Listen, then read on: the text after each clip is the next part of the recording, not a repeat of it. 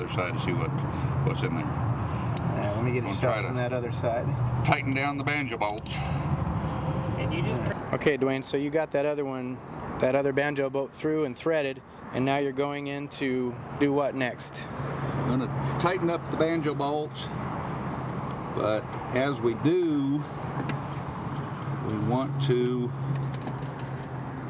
try to put a hand down in there where the hoses come off the side of the adapters to try to make sure that we don't have the hoses binding against something or catching on a sharp corner or any of that. It's pretty much by feel. I don't know if you can see any of it, but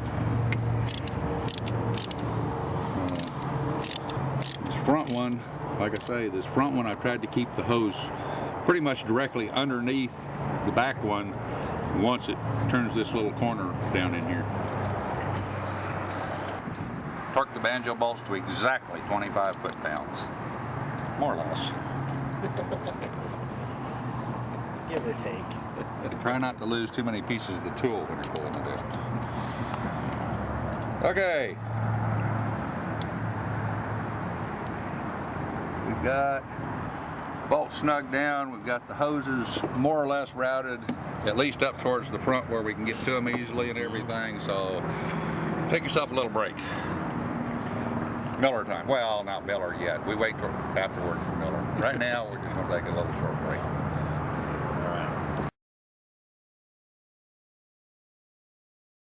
All right. The cooler on this particular year model, I put the brackets on the outside, and it slides right down in here. We'll do some more fine tuning later. Right now, we're just getting an approximate position, and we're going to make a couple of marks here with a marker. If you look down in here, you can see that there are two pieces of metal here and a little plastic thing down there. I want to try to mark the plastic about where its location is and where the two metal things are. I can get it to mark. There it is. What I'm going to do is put some protection on, protective pads in there, so that we don't end up with any metal on metal down in there once we mount it.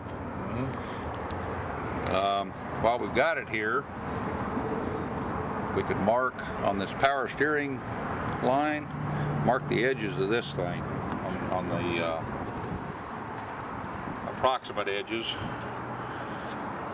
And I've got the cooler towards the passenger side so that it's almost even with the edge of the air conditioner condenser. You can see right in here.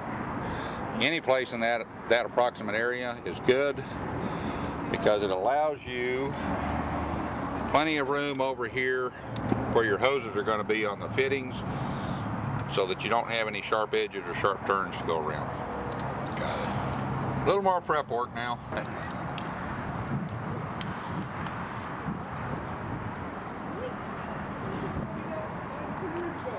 I've got some rubberized tape I use for this, but any kind of a little padding, if you got some little pieces of leather or basically anything to keep it from metal on metal.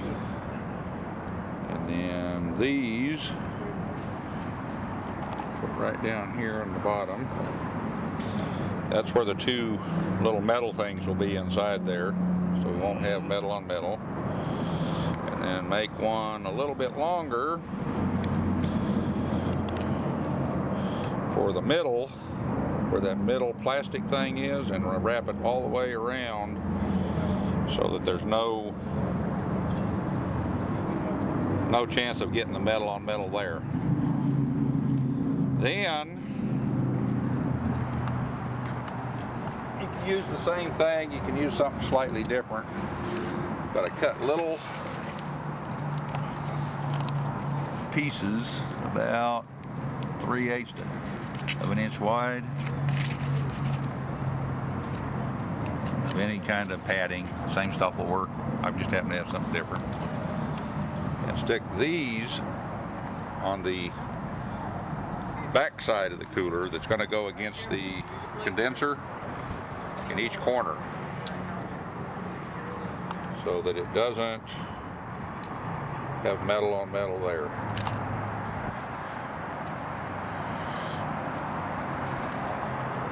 And I usually cut one a little bit bigger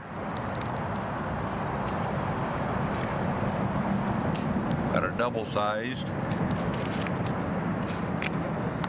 Put that right in the middle of this thing, because this is bowed a little bit. It's hard to see, but it's actually bowed a little bit that direction. And the air conditioner condenser is actually bowed a little bit the other way. So that's where they tend to meet first. Okay. Little bit of protection. And the other two corners here.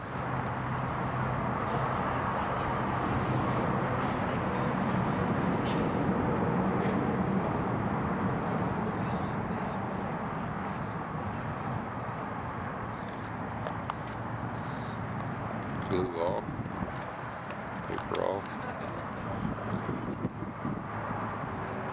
right there.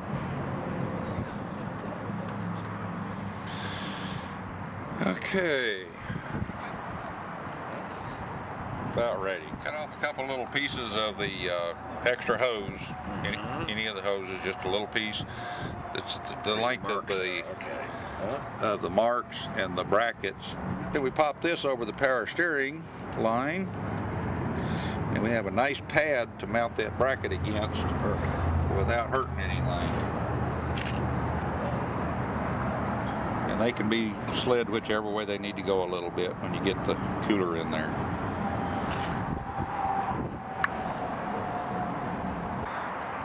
Let me check here.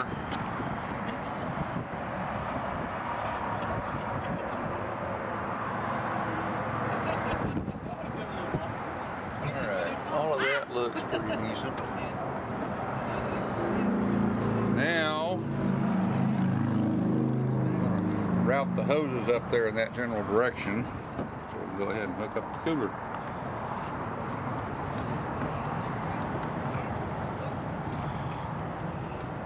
Come out just to the side of right beside the radiator.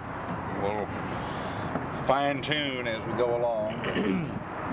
Get them out there where we've got them accessible.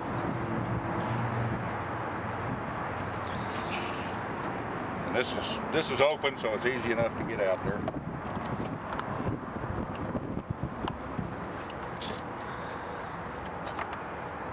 And you want to double check and make sure that your back hose is on top. I mentioned earlier that it really doesn't make any difference which way, top and bottom, whether it's in or out, unless you have a bypass. If you decide to install a bypass, you have to know which hose is coming out of the transmission and which is returned.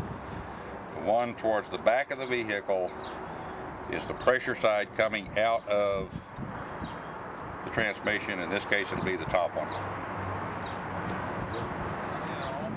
We want to try to get the hose about the right length. We're going to have quite a bit extra hose, but it's always better to have a lot extra than be a couple inches short. And I try to leave this with a little bit of excess here, a little bit of floppiness, because this will have to be moved around. This cooler has to come out in order to change spark plugs, because you have to tilt the radiator forward and it won't tilt with this in there. So try to make it to the end of the fitting, and then about the same thing on the bottom one. Try to leave a little extra so you can rearrange as you need to. And use a couple more of our oversized hose clamps. It's easier to do the bottom one first.